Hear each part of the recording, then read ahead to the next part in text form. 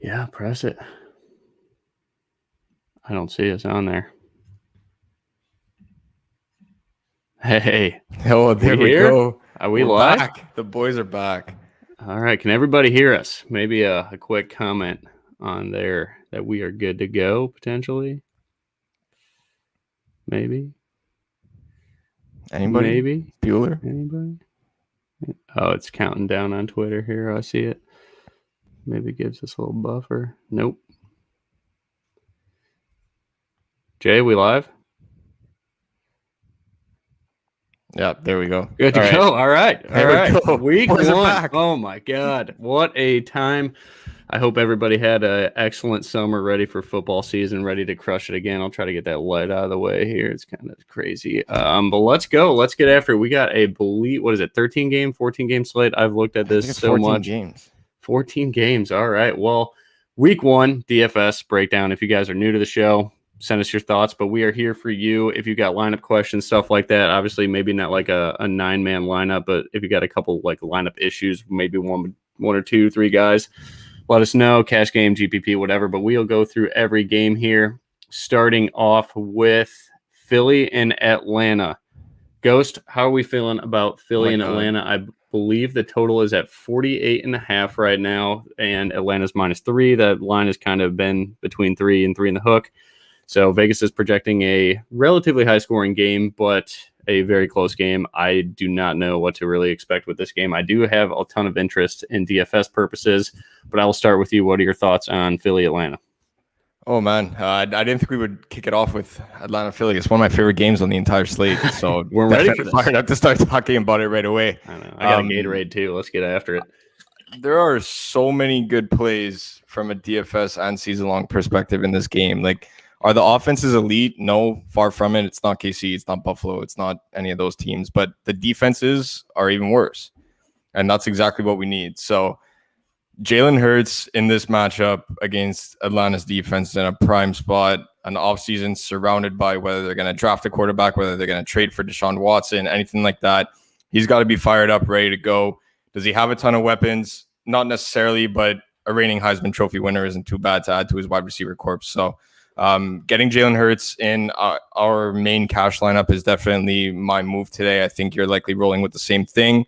Outside of that, on the Atlanta side, Calvin Ridley's probably going to lead the wide receiver position in scoring outside of one of your boys who we'll talk about when we get to that game. But it'll be I'll definitely let you take that one away. But, you know, Calvin Ridley, I'd be shocked if he fell outside of the top 3 in scoring. So safe floor, high ceiling, especially in a game that's likely going to shoot out.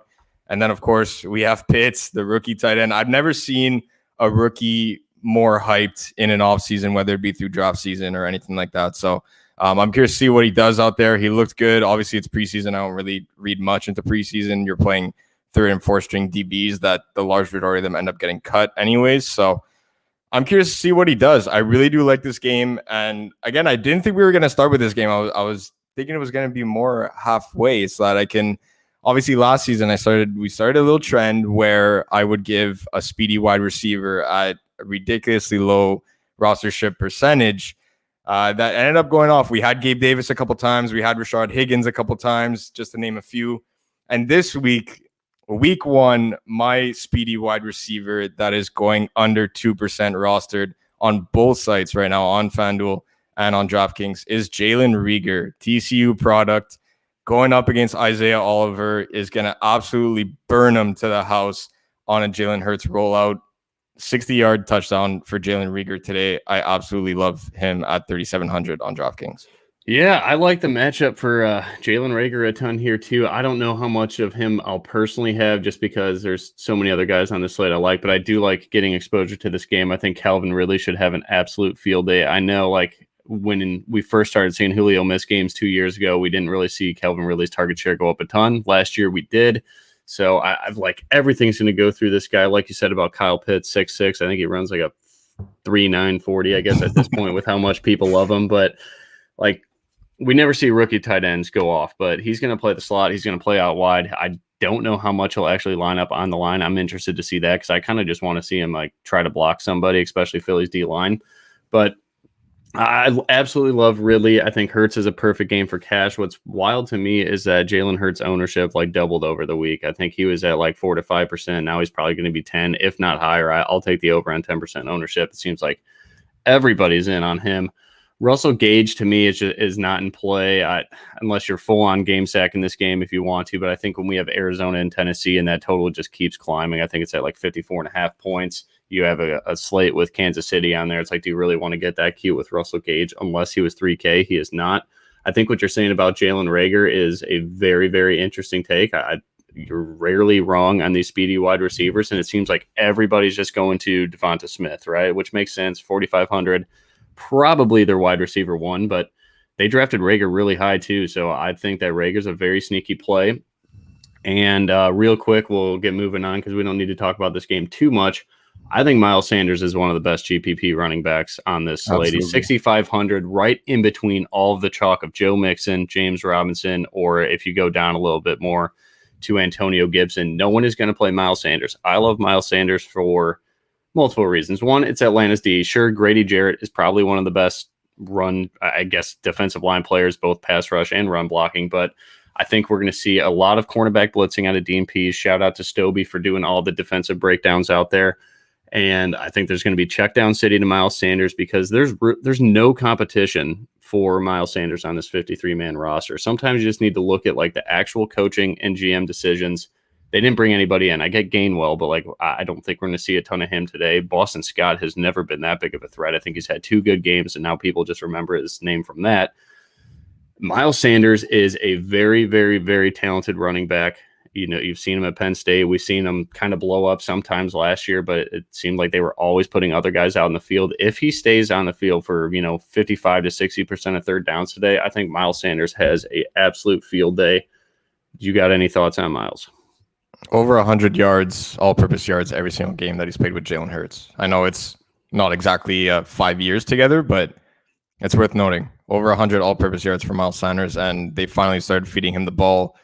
When we were calling for it, I think it was like maybe 11, 12 weeks in a row into the season when they finally end up giving Sanders the ball. I think it was a Green Bay game. I think it was that Green Bay game we had him at low ownership, and he finally did something, but that's it exactly. So it's a good spot for him because you end up having him in that cluster of running backs, especially with James Robinson, who at the beginning of the week was probably sub 5%.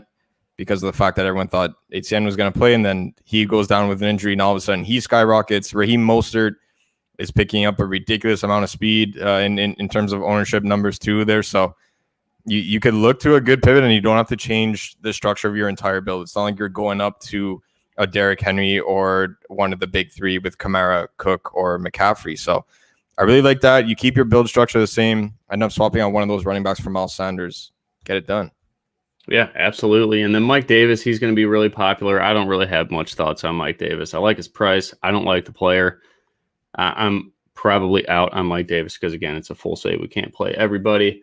Making sure we touch on everybody else. Real quick, thoughts on Dallas Goedert, Zach Ertz. What are you expecting? They will run the 2 tight end set, probably 30 to 40% of the time, like Nick Sirianni. That's what he did in Indy. He's going to do that again here. That's what Philly did last year anyways. I kind of like Zach Ertz at that price just for a dart throw. I think the 80 mile projected him for right around 8 points. I think I got it for like 9.9. So I don't know. Like Zach Ertz is going to be 0% owned. If you're playing a very large field, I'm okay with that. And we got no Watkins hype. Quez Watkins. I love Quez Watkins as a player, but all we saw was in the preseason. So I don't know. If you want to get that deep, by all means, the $5 Millie Maker or something like that, you can play Quez Watkins. But thoughts on the tight ends? Sorry. I'm not touching it. The reason why is because they don't have enough volume without a touchdown to really get there for me. So because of that, it's going to be a no for me. And I'm just so invested in Jalen Reagor where I don't want any other Philly pass catcher other than Devontae Smith. I'm really double stacking it. I do have a lineup right now with a 3-2 stack, actually. I got Hurts with Devontae and Jalen, and then I got Ridley and Pitts coming on the way back. Oh, he's on mute. I'm on mute there. I'm sorry. Yeah. Atlanta's defense is going to be 25% owned. That I don't get it. Like I get it for like single entry just because it makes everything else make sense, but If they're 25% owned, the way you're building your lineup is probably very similar to the way everybody else is building their lineup. So I think one easy way to get different this year, or this week specifically, pay up a little bit for defense. I don't really want to go through all the defenses here, but there's plenty of pivots up there. I mean, if you don't like Seattle, you can play Indy at 2,300. You know Russell's going to take a couple sacks, but I love Russell this week personally. But it's kind of a mid-tier total, so there's going to be a lot of back and forth. That's where you get picks, interceptions, stuff like that. Atlanta defense at stone minimum 2K.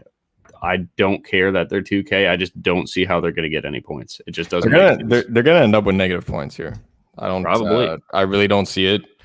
If you could find a way up to, well, we like Russ and Metcalf, so I don't really want to play Indy. But even how the hell is a defense 25% owned? I've never seen it. That's exactly the thing, right? And like I'm all for punting defense. That's the last slot that I always insert into any of my lineups. I'll never make a 2-for-2 pivot swap based on the defense, that's for sure. But at the same time, taking Atlanta in a game that's going to shoot out, it's going to be a no for me. Not this week. There's still a lot of DSTs that are really cheap out there. I have a ton of that 2.8 to 3.3 range. The Broncos, Washington, Miami. There's so many good defenses in that range that it's not like it's not like you're going from Calvin Ridley to a 3K min price wide receiver to get a defense. Like it really doesn't take that much to get up to Denver, Washington, or one of these other defenses. 100%. Washington's going to be like 0% owned, so pretty good contrarian play there. All right, moving on. Jacksonville, Houston. I'm going to keep this one brief. I love James Robinson. I feel like he should be the 20% owned running back on this slate. I do like Joe Mixon too, so I get his ownership, but I feel like James Robinson is as safe as they come. The only downside is we don't necessarily know what to expect with Urban Meyer, but we are going to see a lot of running out of this offense. Houston was dead last in run defense, DVOA, dead last in probably passing defense too. I'll pull that up soon. But all in all, Houston sucks. Like, let's, family show, whatever. Really they suck. There's no other way to put it. They got rid of Bradley Roby, who's their best player. J.J. Watt's gone, probably washed up anyway, but story for another day. So James Robinson, what is the total in this game? It's got to be pretty low. Is it 46? And they're a 3.5 point favorite. So I think it's a sucker's bet. It moved from Friday because I grabbed it. I think I grabbed it Thursday midday, and it was Jags -2.5 on my book. Most of them were -3, and they bumped it up just that extra point. There's a lot of money coming in on the Jags. A lot. Yeah. Okay. Houston was 29th in run defense DVOA last year, but they suck. All right. So that's still really bad, but besides the point. And then Marvin Jones for me. I absolutely love Marvin Jones. He's going to be popular. He's 3,600, but the guy's got a 4.5 catch prop for right around 60 yards. If you go to just, outside of 80-mile projections, outside of wherever you get your projections, I don't want to be biased. Just look at what Vegas is doing. When in doubt, trust them. I know they make lines to kind of incentivize action, but 4.5 catches for a guy at 3.6K, you're not going to find that anywhere else on the slate. And you're not going to get 60 yards. And we know the touchdown equity that Marvin Jones has. He's a big body receiver that can go up and get it. Trevor Lawrence seemed to like him a ton in preseason. I don't want to put a lot of stock in preseason, but I cannot get over that play. I think that he will be, if he's 15% owned and I'm running 150, I will probably have 30%, maybe a little bit more. I'm going to go 2x the field on that just because it opens up some other things that we'll talk about later.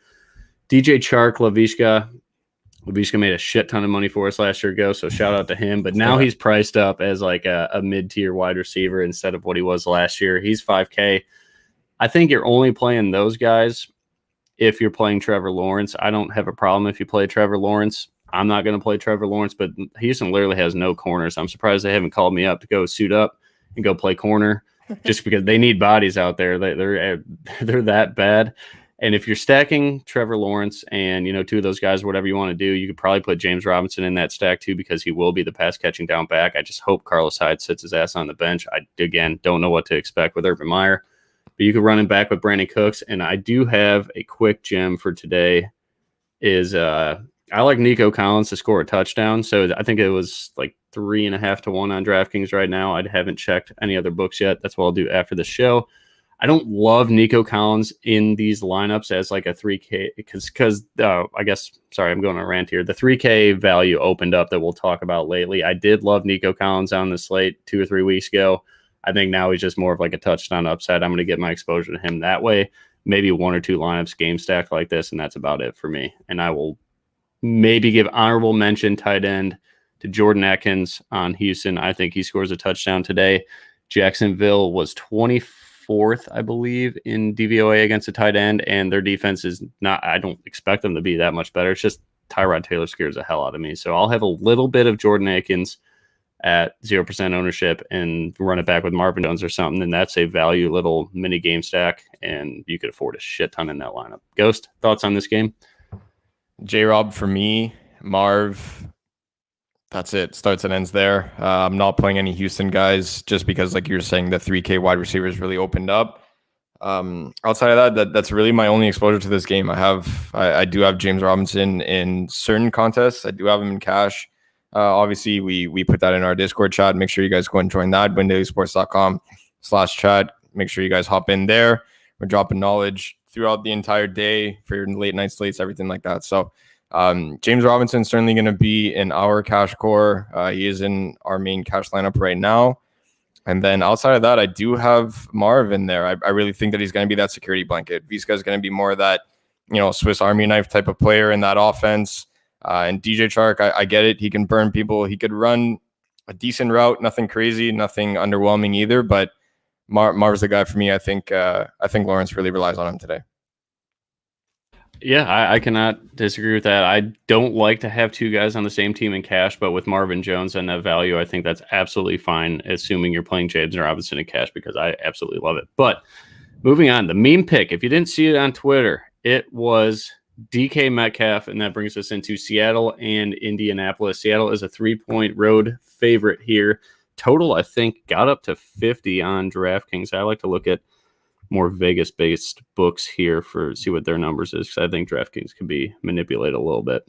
So FanDuel's at 48.5, DraftKings at 50, and Circa, I think, is the best sports book in the world right now in Las Vegas. They got it at 49, so a pretty good total here.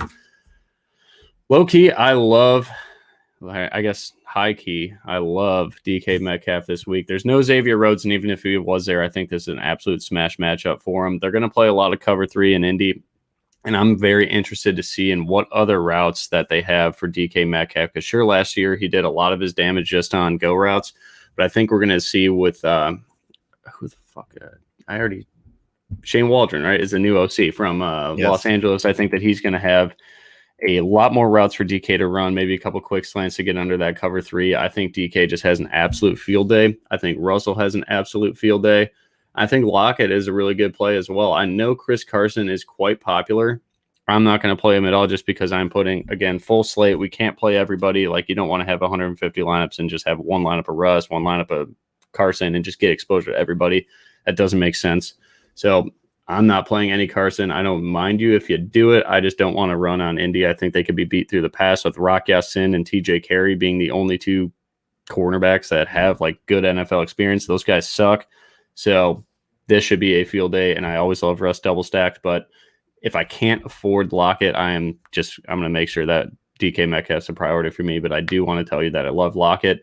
And then there's perfect runbacks on the other side. I think Michael Pittman at 4,100 is just way too underpriced. Sure, his pricing came out before T.Y. Hilton got ruled out for quite some time. So I think Pittman is an absolute lock. You could pass all over Seattle's defense. We saw it last year.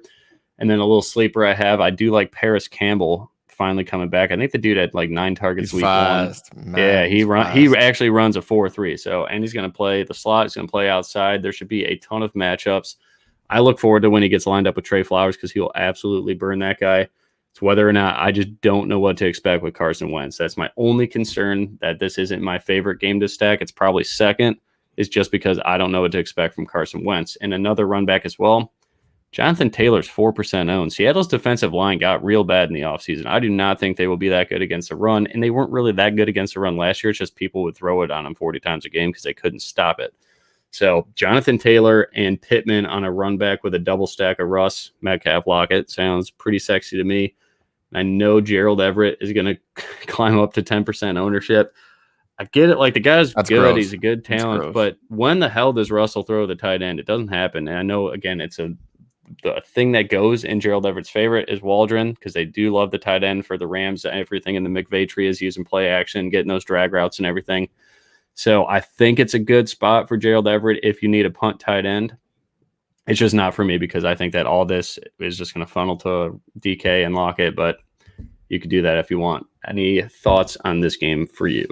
Man, you pretty much covered it all. I was waiting for you to talk about that one because I know how much you love DK Metcalf. So let's just go to the next one.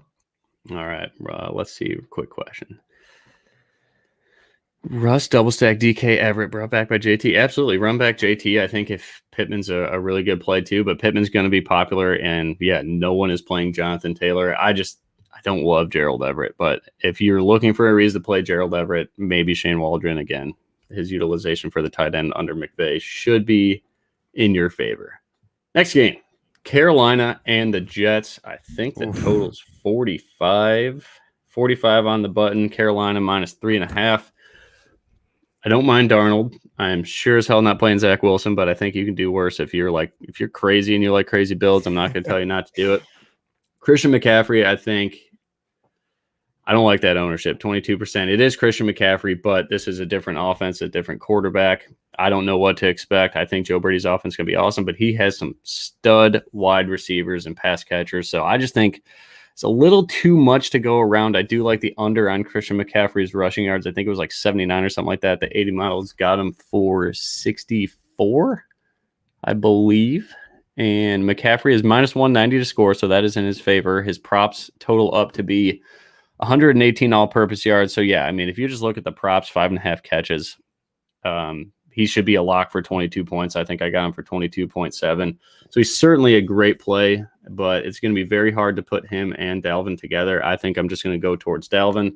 I just think that's a little bit better matchup. The Jets' run D is probably the only thing good for them, but their corners are so bad that I absolutely love Robbie Anderson, DJ Moore, and my gem of the week, the actual gem. I know I talked about Nico Collins scoring a touchdown earlier, but Terrence Marshall.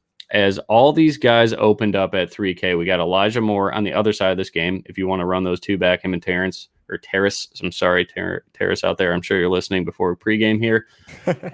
If you want a double stack or just a little mini stack of Terrace Marshall and Elijah Moore back and forth at 3K, you could afford the absolute world in your lineup. So that's just something there. But Elijah Moore is going to be 20% owned, all because of Jamison Crowder being ruled out. So I don't know. Terrence Marshall, I know he was going to be their number one slot receiver going into the preseason. He was all throughout preseason, and now he's going to be today. So I just think this guy is way more talented. He's a bigger body. He already connected on a really nice touchdown, a wide receiver screen, I think it was, in preseason, because I was watching a lot of Carolina film. 20-yard screen, too. Yeah, the dude's big. He could break tackles. So what I loved is that Darnold has always loved the slot. Maybe that was a product of the Jets' offensive line being awful and Adam Gase being incompetent, but it seems to be Darnold's first read. If it's not right on the outside, they'll play the slot with the two guys out wide. So I'm assuming it's going to be a lot of DJ Moore and then Terrace inside of him. He'll look at both those two. Hopefully that second read goes to Terrence and we go to the house. Just give me 10 points, 11 points, but I will tell you guys right now, in my 150, I probably have 35 to 40% Terrace Marshall. That is my stance today because I do not understand how Elijah Moore and Rondell Moore for Arizona is 20% owned. But thoughts on this game? I am going on rants today. I'm excited. I'm riding with you on Terrace. Really loved him in college too. So when you told me that we got to fire him up, I was definitely pumped to end up slotting him in at minimum price on DraftKings. Outside of that, I am Team Cook over Christian McCaffrey, but I will touch on Cook when we get to that game. But for me, it is Cook over CMC. I just think Carolina rolls this one. So I don't want too much exposure to it. You want to play Christian McCaffrey. He's probably the best player in all of fantasy right now, all positions included. So I get it. Outside of that, nothing really intrigues me about this game just because I think Carolina absolutely steamrolls the Jets. So if that's the case, though, I do think you could make a very strong play for Corey Davis at 4,600. Again, I don't want to go all in on preseason hype, but it seems like that was the only read for Zach Wilson is where's Corey Davis. So he's a good route runner. I think we'll probably see J.C. Horn. I think that's Joe Horn's son. And he was a very physical corner in college. I just watched a little bit of tape on him this week just to kind of, because my model loves Corey Davis at the value, 4,600. The guy's likely to see 7-8 targets. maybe more now that Crowder's out, because I don't think all that production is just going to go immediately to Elijah Moore. So I don't know. I'm interested to see how J.C. Horn does it, because he's certainly fast. Corey Davis is not fast. Corey Davis is kind of just like a magical route runner. That's about it. And we've never seen him be a wide receiver one because the situation in Tennessee. But I think Corey Davis is a very good play here at 4,900. I think he's cash viable for sure.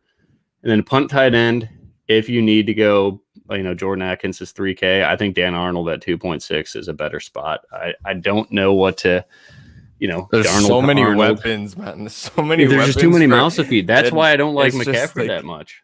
It's just like if it was Patrick Mahomes leading this offense, I would say, yeah, okay, I love it. They have like 6 to 7 weapons, man.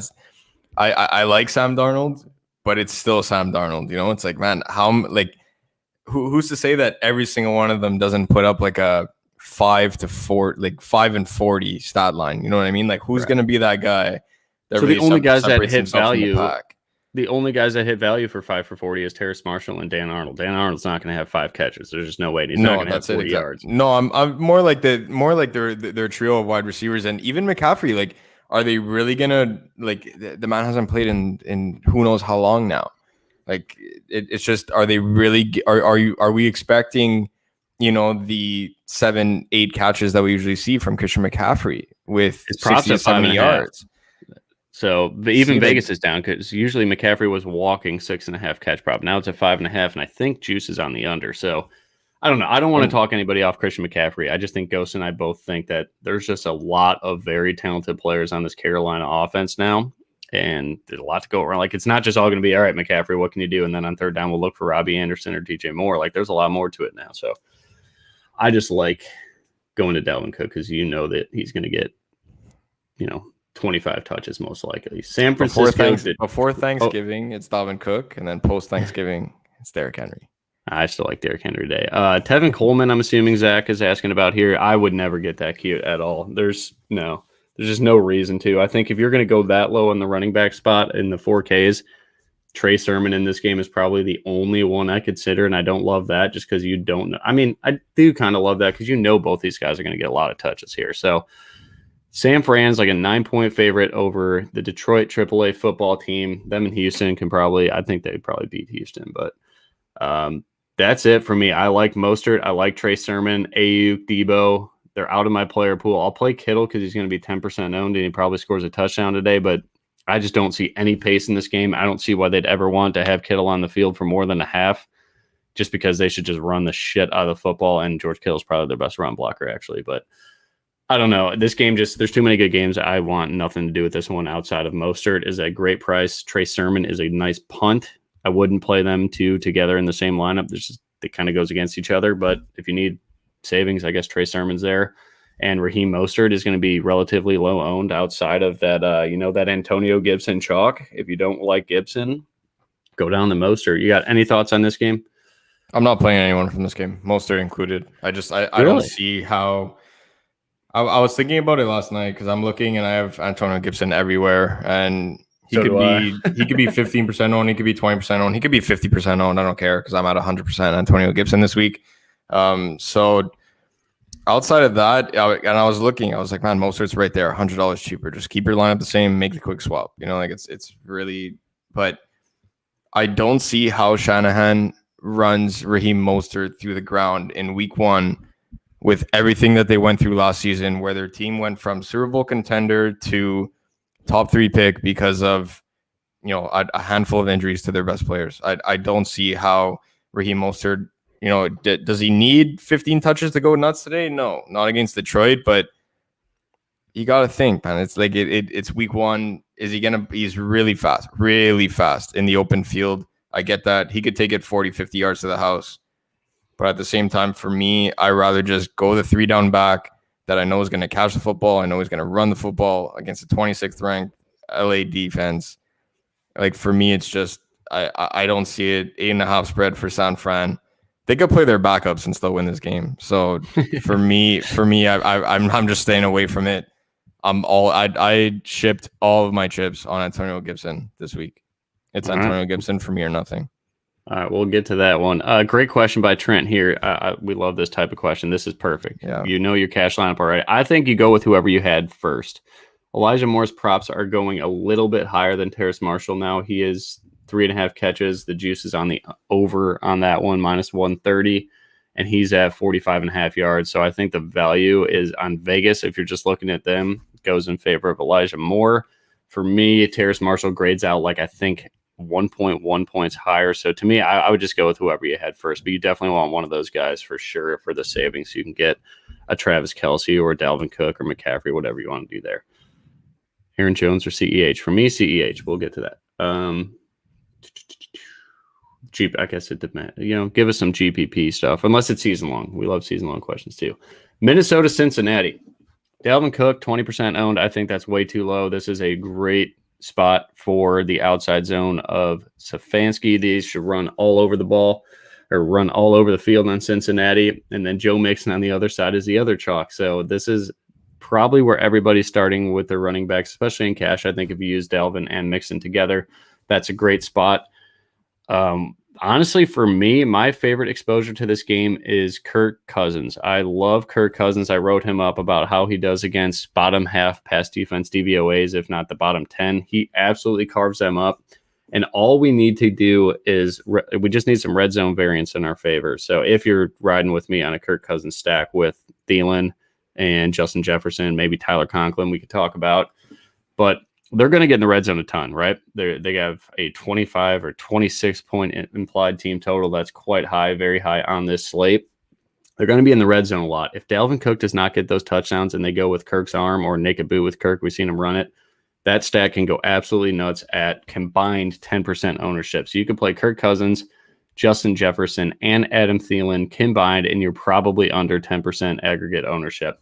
You got plenty of good run backs with T. Higgins, who's going to be insanely popular at 15% owned, and then Tyler Boyd at 5,200 on DraftKings at 4% owned. I prefer Boyd, but I get the Higgins thing on the outside. These corners from Minnesota are very suspect.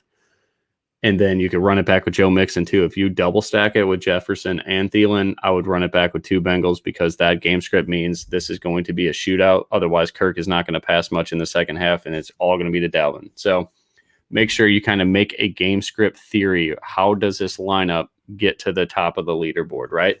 So for Kirk, that means this game's close and he keeps firing away. For Dalvin, this game gets, blown the doors off and he gets 30 carries and 2 touchdowns. So make sure you kind of figure that out. So, and then for me, the Mixon love on the run back is just because the guy's going to get 30 touches no matter what happens. He's all they got. Samaje Perine, a backup running back. I think they brought in one rookie that probably will see the field a little bit, maybe on third down. But Joe Mixon probably has the highest workload on the slate. Thoughts on that? Man, I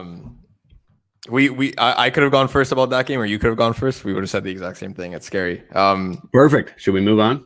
The only thing that I wanted to add was that when you're playing a Minnesota stack and you're not playing Dalvin Cook, you need Adam Thielen. And I get it. Adam Thielen is not necessarily 100% to what he was a couple of years ago.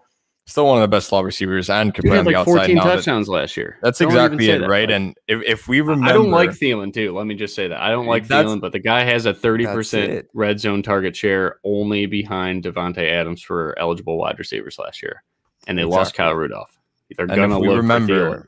when we played Adam Thielen on his 3 touchdown game, all of his touchdowns came within the 5, and we said the exact same thing that I'm about to say right now. It's that if Dalvin Cook doesn't punch it in on first down, they're throwing it on second and third. And the only people that are going to catch that ball are Adam Thielen and Adam Thielen. Maybe Tyler Conklin too. Maybe. I like Tyler Conklin. I'm hoping not, because that's really gross. That's really gross. I really hope not. But give me Adam Thielen inside the 5. If you're not playing Dalvin and you're looking for a touchdown vulture, we all get mad when a backup running back takes it or when the quarterback runs it in and we play the running back or anything like that. Touchdown vulture for Dalvin Cook is Adam Thielen in this game. All right, let's go. And give Tyler Conklin a look. Again, they target the tight end a ton. Wow, Trey's inactive. Trey Sermon inactive. Oh, son of a bitch. I just said I'm not playing Mostert. I just said I'm not playing. See, Shani's listening to the show. Yeah, thanks, Shanahan. All right, That low was on a big Mostert, too. middle. That was a big middle finger to me for saying that I don't want to play Mostert. Now I have to play Mostert. And Zach Moss, hey, we greatly appreciate this stuff too. So thank you a ton, Ivan. Obviously, we are focused on you guys, so we do not know what's going on in the outside world. So we greatly appreciate the inactive stuff as they start to come out. I love Mostert even more now. So get him in cash. That projection is going to go way up. Minnesota, Cincinnati, we just talked about. Pittsburgh, Buffalo. Let's go to that real quick because it says Zach Moss is out. So I guess I know Rocker absolutely loves Josh Allen. This just screams to me that they don't care to run the football at all today. They're like, all right, Pittsburgh, stop us through the air. You're not going to do it. So I do like Josh Allen a lot more now that I read this. I don't really like this game very much, but it's hard not to like Josh Allen. He's going to be very popular, probably 15% owned. He's priced way too low for a guy that runs the football as well. And you know who to pair him up with is Stephon Diggs. That's it for me. I get the Beasley love too. I think Beasley's in play now that, Zach Moss is out too. He's a red zone threat. Gabe Davis. Are your Gabe Davis senses tingling today or not? My Gabe Davis radar. It's not off the charts. It's within distance, but it's not off the charts. I really like Diggs in this spot. I really like Diggs. So if Manny Sanders is not playing, even that though, like for me, it's more Cole Beasley, and I hate that that someone like Cole Beasley makes me take me off a stack altogether. But it's just, it bothers me the amount of targets that him and Gabe will be able to either share or whatnot. I rather just go with Diggs. Go Josh Allen to Diggs. Hope that Allen runs one in on top of that too. Get Diggs down the field. They're going to throw the ball 50 times this game. So I wasn't playing much Josh Allen before, but now I might end up having an extra Josh Allen lineup just in case. Yeah, and then for me on Pittsburgh, I don't like Najee Harris at all. I'm not going to play him. He's going to be very popular, around 15% owned. He's probably a guy that, competes with Mixon for 30 touches. I don't want to mess with it. I don't like it. I think that if this game script goes the way we think it will, Pittsburgh will have to pass a ton, and that should be Deontay Johnson, Chase Claypool. And if you want to play Juju, I'd just rather go to Chase Claypool at 56K than Juju. Juju doesn't do it for me, but he could have 7 or 8 catches today. I like Buffalo defense too. Pittsburgh offensive line is awful. So if you need some savings there, I think their defense is pretty cheap.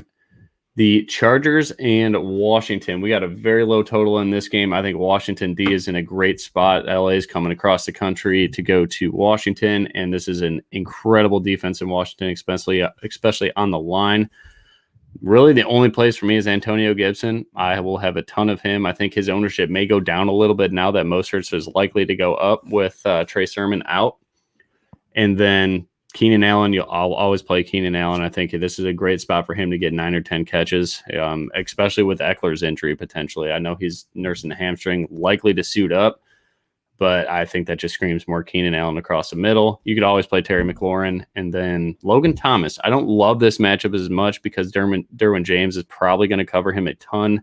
So I'd probably say go eat the chalk on Kyle Pitts, but Logan Thomas will be a nice little GPP pivot because the guy is very tough to cover, and he will get red zone targets, and we know Fitzpatrick loves chucking it to big body boys in the red zone. CC, Goat Seki. Any other thoughts on this game? When they finally freed our boy Mike Gesicki. Man, I said it before, I'm all in on Antonio Gibson this week. I really do like Washington's defense. I get it. LA revamped their offensive line and finally got Herbert some protection, but they haven't gone up against someone like Chase Young before. So it's going to be a rude awakening. Welcome to the league. Week 1, going up against Young on that edge and the entire Washington defensive unit. I do like Washington DST. I think it's a good pivot off the chalky Broncos one. That's only $100 more on both sides, actually. So for me, the Gibson with Washington DST correlation is one of my most used GPP plays today. I'm with it. All right. Moving on to Cleveland, Kansas City, the afternoon games. All right. I absolutely love Patrick Mahomes. I think his ownership is going to go down to like the 10 to 12% range. It's such a big slate. So this is kind of what I wrote about in the GPP article.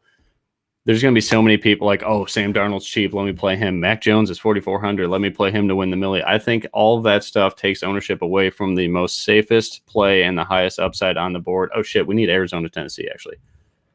Scratch everything I said about Kansas. There's no way we're skipping a Tennessee game ever. Yeah, no. So this is the best game on the slate. Everybody knows it, but somehow as Jalen Hurts ownership started to go up throughout the week, Kyler Murray's went down. Kyler Murray is the number one quarterback on the 80 model. Tannehill looks like he's going to be unowned, so I think this is a perfect game to build your GPP builds around. Derrick Henry going to be around 10% owned. So if you kind of want to fight if you don't like Dalvin Cook as much and you want to get more exposure to a game with a total of damn near 55 points, that screams to me, and it's a very close spread. So Derrick Henry should be in line for $120 and have plenty of touchdown equity in a total this high. So I love Derrick Henry today, especially for GPP's cash. He's not necessary at all. Chase Edmonds, I get it a little bit. I just don't know what to expect with Connor. So I'd rather kind of avoid this Arizona running back situation. And I'm going to play more Kyler because of that, because he's kind of a running back for them as well. And then DeAndre Hopkins, AJ Brown, Julio Jones, Rondell Moore, they all make a ton of sense. Rondell Moore going to be around 12 to 15% owned. That doesn't really do it for me because they run 4 wide. Christian Kirk is still on this team. Like, where do those targets are hard to just say that, all right, Rondell Moore is going to get 4 or 5 catches. Like, I get it with Elijah Moore because he's going to be on the field in 3 wide sets. I don't know what to expect for Rondell Moore. He's only has a 2.5 catch prop, and it's like 30 yards. So Terrace Marshall and Elijah Moore, I put well above Rondell Moore, but I'm fine with Rondell Moore in full game stacks. If you want to get really cute, you could play AJ Green. Christian Kirk at that price, he's going to be 0% owned. Maybe that, I wouldn't be surprised if AJ Green or Christian Kirk is in the Millionaire Maker lineup in a Kyler stack. And I love the run back of Julio Jones for the most part. AJ Brown's going to be 12 to 15% owned, and Julio Jones is going to be sitting there at 5 to 8. Julio is healthy. There is no more Patrick Peterson on Arizona secondary. Arizona secondary is bad, but Tennessee's secondary is way worse. I think it's all rookies and then Janoris Jenkins. So wheels up to DeAndre Hopkins. That guy should be 20 to 30% owned. Yeah, with everybody paying up at running back, people are saying I need at least one of Cook or McCaffrey or Kamara. All these backs are pushing 25% plus ownership, all 3 of them. And all people are saying, well, maybe I need 2 of them. What better way to change it up than to get exposure to arguably the best game on the entire slate where all the premium payups are at the wide receiver position? You make a lineup with either, if you're stacking Tennessee, you go with Tannehill with both stud wide receivers. You go Julio with AJ Brown and run it back with DeAndre Hopkins. You can't play a top back. So now, okay, yeah, you might be in panic mode a little bit because you don't have a Cook, you don't have a McCaffrey, you don't have a Kamara in your lineup, but you have wide receivers that can combine for 60 points in the game with the highest total on the entire slate, and a game that has 2 defenses that are simply atrocious. So for me, when we're talking about getting different today, especially with week 1, it's not by punting quarterback with Mac Jones or Teddy Two Gloves or any of these other guys. For me, it's simply switch your payout positions and get exposure to the right games. You're looking at Kansas City, which we're going to talk about in a couple minutes there. The payups are Travis Kelce and Tyreek Hill. All of a sudden, you can't get Dalvin Cook and Christian McCaffrey because you need a run back option, which the Cleveland run back option that we like is pretty expensive himself. So for me, this game is the perfect GPP stack because if this was a smaller slate, this game should have all the ownership. It should be the one that has the highest aggregate, but it really doesn't at all. So for me, it's going to be the stud wide receivers. I want personally a Tennessee stack. For those of you that are new to the show, you'll get used to it. I mention Tennessee stacks every single week for weeks 1 through 18 and when they make the playoffs too. So outside of that, it's wheels up on all of these wide receivers. I'm not going to talk anyone off of Moore, but the only thing that I will say is that everything that they've been saying about him in the preseason, they said the exact same thing about Andy Isabella. And I get it. Moore is a better wide receiver than Andy Isabella, but this is a guy that is nowhere to be found now. So that's all I'm going to say. It's not to scare you. It's not to make you come off Moore, but they play 4 wideouts. AJ Green's been there, done that. Christian Kirk's not going anywhere. I don't see how he gets there today. I really don't, especially not being the second highest owned wide receiver at all. With it. Marvin Jones or Pittman. I went Pittman there just because we know the target share is going to be there. I would say hell no to Singletary and Cash no matter what. There's just too many good value running backs on the slate. Can you run Tannehill, Henry, and Julio? I think absolutely. And then just run it back with D-Hop and somebody Made else. so Like much you can money go, with that. yeah, Made so much full money. on game stack it. I know Derrick Henry and Tannehill don't really correlate together, but it doesn't matter if this totals this high. You can get very creative with your builds that way. To do Cleveland and Kansas City. So one of my favorite stacks is, now that no one's, I guess there's some value that opens it up, but I love running Mahomes, Tyreek Hill, Travis Kelce, running it back with Nick Chubb. I think Nick Chubb is an absolute smash spot. No one's talking about him. And then for me, if I'm not playing Patrick Mahomes or Kelce or Tyreek, I want some sort of exposure to this afternoon game of Kansas City. So I love using a little bit of Nick Chubb in large field, or not Nick Chubb. Nick Chubb too, but CEH in large field GPPs. Again, they have the highest implied team total on this slate. Kansas City sitting at 30 points. All we need is red zone variance, the opposite of what we were talking about with Kirk, to go in Clyde Edwards-Hilaire's favor. And he's going to get some passes because he's going to get matched up with linebackers, and he could run routes on these guys like it's, there's no tomorrow. So I think Clyde Edwards-Hilaire is a very good large field GPP play, single entry, whatever you want to do. If it's a large field, do it, because again, it's off of that chalk of Joe Mixon and James Robinson right there in that low 6-figure range. And then Nick Chubb, again, I already talked about. You could play a little bit of Kareem Hunt if you're full on game stacking this game. I think that offers a ton of salary saving, but I'm not going to play Baker. I don't really want to play Odell. Jarvis Landry, I kind of like a little bit. I don't mind Odell, but I'm just worried about the injury stuff there.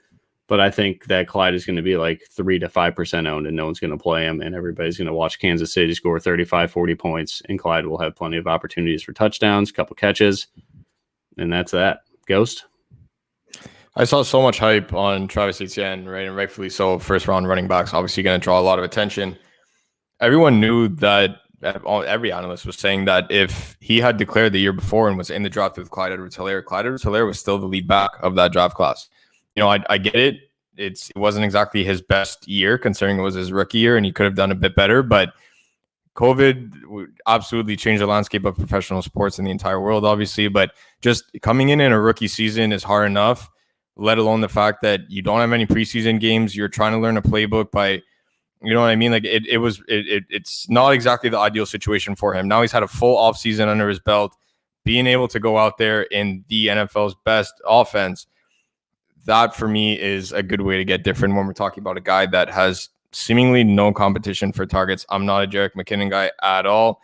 And Darrell Williams, I only play him in those 2-game playoff slates, anything like that, where you're hoping he vultures a touchdown and he's minimum price, something like that, right? So he's not going to be very involved throughout the season. He's more of a playoff guy.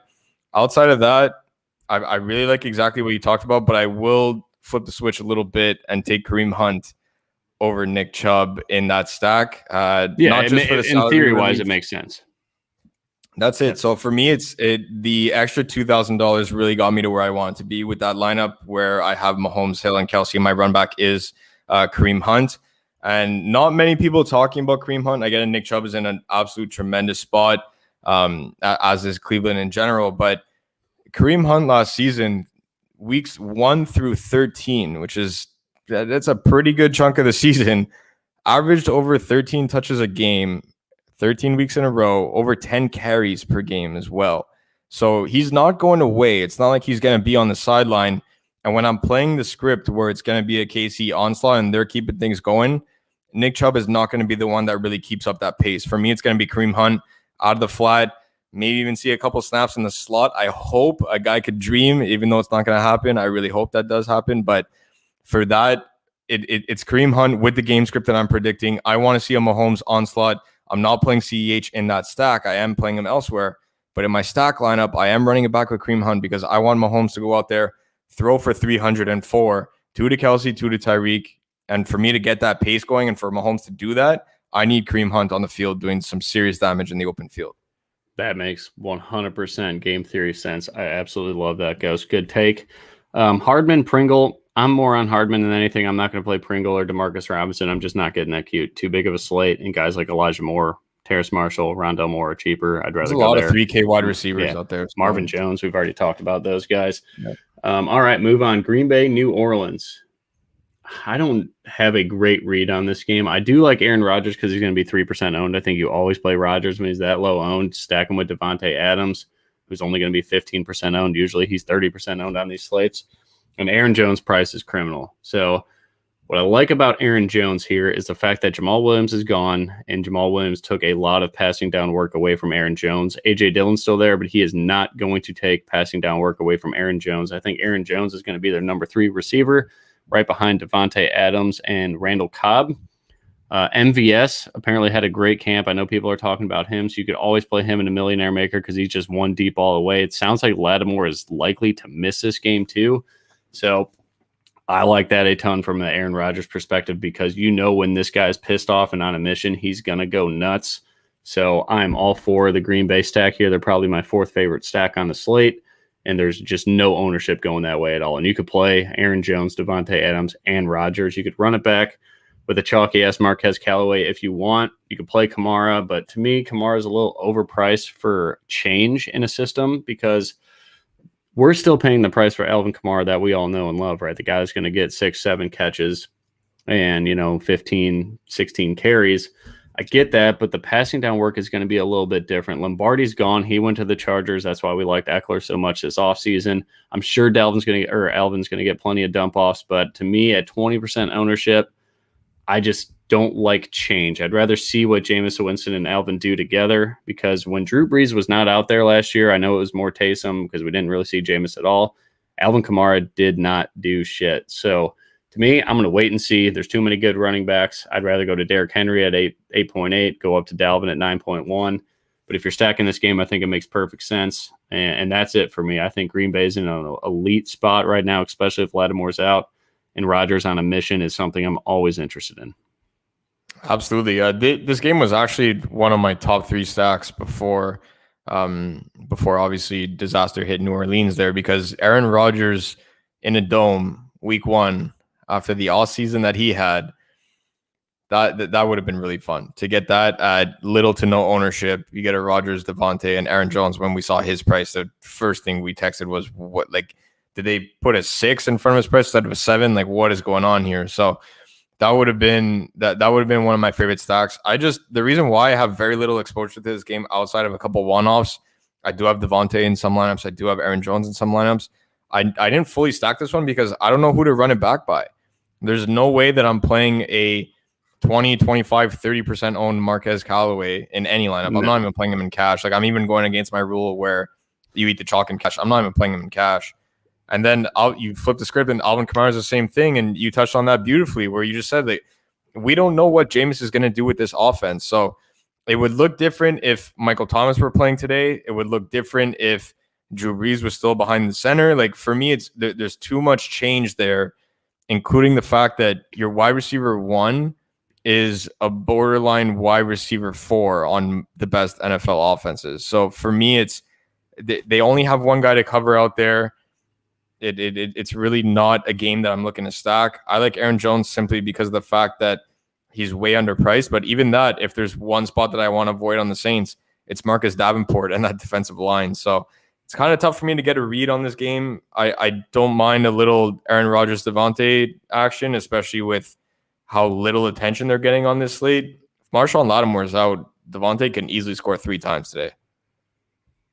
I'm 100% with it. I mean, the guy gets targeted the most in the red zone out of anybody in the NFL. So hard not to love that. And yeah, Marquez Callaway, I do not understand the chalk. Even with Traquan Smith ruled out, the props really didn't go anywhere. The guy can really only run 1 or 2 routes, and you're not going to burn Jair Alexander. So in this Green Bay secondary, all of them are fast. So I don't know. I just don't understand the love for Marquez Callaway. If you're game stacking it, it makes sense, but I'd rather just go to Rodgers, Devontae Adams, Aaron Jones, and maybe Kamara, but it's not for me. But I'm okay if you use Callaway in that game script, but I'm also okay with no run back because Aaron Rodgers is fine beating the doors off of people and going up 4 or 5 scores. And, especially with all the shit that happened this offseason, he's on a mission. I did get my exposure to the book, similarly what you did with Nico Collins. I shifted my exposure to this game on the book. I absolutely hammered Packers -3.5. I don't care if that people are 4.5 now, so you got a good number. Yeah, so you need the key number. You need 2.5. You should have bought the extra point 2.5. I don't care about any of that in this game. I'm taking Aaron Rodgers to beat Jameis Winston by 4 on a neutral site. Yeah, that's a big point too. That for me is that's my exposure to this game. I absolutely hammered that at the sports book. I saw 3.5. Give me Aaron by a touchdown in this game, if not more. All right, Denver, New York. I have no interest in anybody in this game. Jerry Jeudy is interesting at that price, but to me, I'd rather go with a game that has pace. I'm not a Noah fan. If you want to play 150 lineups, you could play him. But to me, it's just Broncos defense, and that's it. Any thoughts here? Yeah, that's it. I'm playing Broncos D. Saquon was, anyways. There's rumors out there that he's possibly being limited today. Any of that stuff, I don't really look into that until we see the actual game. So we'll see what he looks like. At 2% on any other week in any other matchup, I would say great. But first week back after who knows how many weeks he missed, for me it's going to be a hard pass. Jerry Jeudy is going to absolutely cook Adoree and take one to the house today. He's already a top 5 route runner in the league. Yeah, Adoree can only run stick with guys who run a go route. Yeah, so if anybody runs any other route other than a go route, which Jerry Jeudy is a pretty good route runner, top 5 in the league in my opinion already this early into his career. Jerry Jeudy is going to cook Adoree and take one to the house. I don't see it. And both of us are Cortland Sutton guys, and it takes a lot for us to say that we're not playing Cortland Sutton. But I'm benching the season long for Terrace. Yeah, like this game might finish 13-7. Like I really don't see it. So I'm only playing Broncos D, and that's it. If you want to play Jerry Jeudy, I'm cool with it because he will cook Adoree, and you will see it on SportsCenter tomorrow.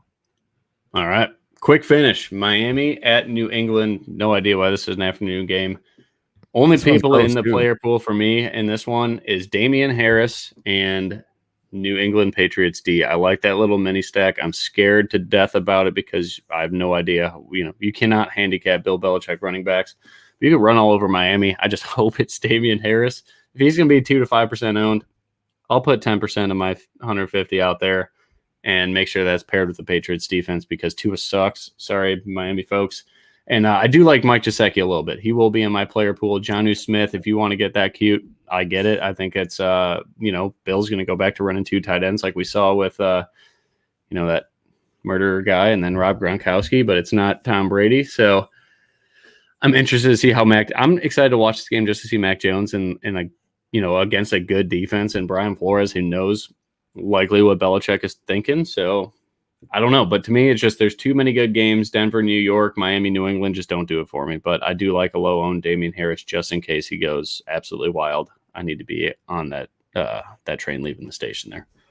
Yeah, that's a guy that I have so much exposure to in best ball. Actually, I really like Damian Harris's ADP. I drafted him in my only season-long league this year that we've been running for who knows how many years now with my friends. So I ended up getting Damian Harris in that one.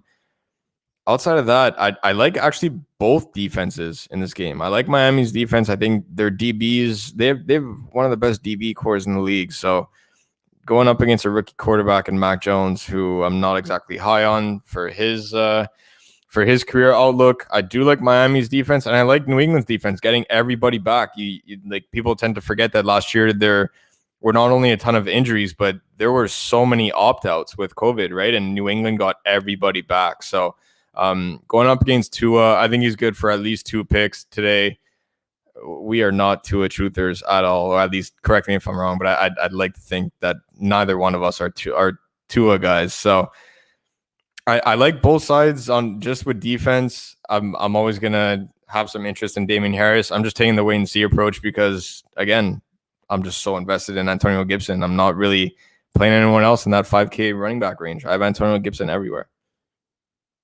All right, let's end the show here with position by position. Top GPP quarterback, top cash quarterback.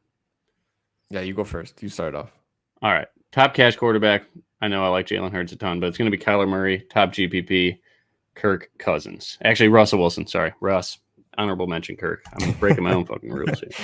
I'll take Jalen Hurts for cash, and I will take Ryan Tannehill for GPPs. All right, Tannehill or Mahomes. Mahomes is a bit of a cop. No, so I'll take Tannehill. That's fair. All right, I assume that you were going to take Mahomes. Yeah, I was thinking about it, but I like Russ so much. Top cash running back to me is James Robinson. Now probably Raheem Mostert. He's going to grade out to damn near like 18, 19 points when I update the 80 mile here shortly. Should be on the website for all you guys looking. And then Top GPP running back, Miles Sanders. Antonio Gibson fits both. Just play him everywhere. Outside of that, top cash running back. I'll go up on the pricing grid. Give me Dalvin Cook.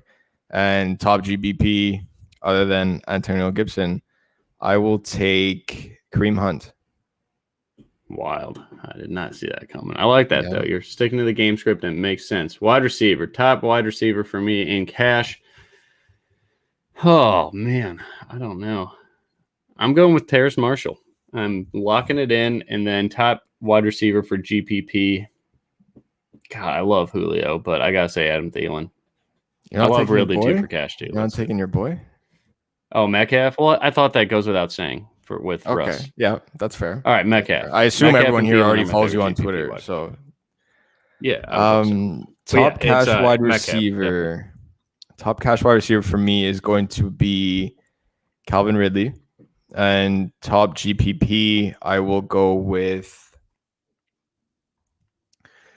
Man, I'm sticking to the guns today. I took Kareem Hunt at running back. Jalen Reagor is going to take one to the house today. Give me Jalen Reagor. He's not going to be my top, but the GBP dart is going to be strong today with Jalen Reagor. That's my fast wide receiver of the week. He's taking one to the house with Jalen Hurts. Let's go. All right. Tight end. Kelsey and Kelsey. Kelsey Pitts. I'm everywhere. Just Kelsey. I'm all Kelsey. And then honorable mention in Tyler Conklin. But thank you guys so much for joining us. I'm pumped for week 1. Good luck. Hit us up in the Discord. I know Win Daily's running an excellent promo right now. If you follow any of us on Twitter, the pricing's out there. DM us if you got any questions about that. But the Discord channel is where we live, especially from now till kickoff and all damn week. It's been a pleasure talking football with everybody and all the familiar faces from last year. I know a lot of people only like NFL DFS, so it's been 6 months, 7 months since we last talked. So absolutely love it. Thank you guys so much for supporting the show. Ghost, always a pleasure, buddy. I was pumped to get always back a pleasure, on this. bro. And we finished within an hour. That's pretty damn cool for a full game slate. But you know what? On a slate this big, you need to take teams out of your player pool and dive into the games that you think are going to shoot out and go get it and go Miles Sanders and Metcalf and Russ and Mahomes. And yeah, all right. Jalen Reagor see you guys. And Kareem Hunt. All right. Peace out, guys. Go get them. Love you.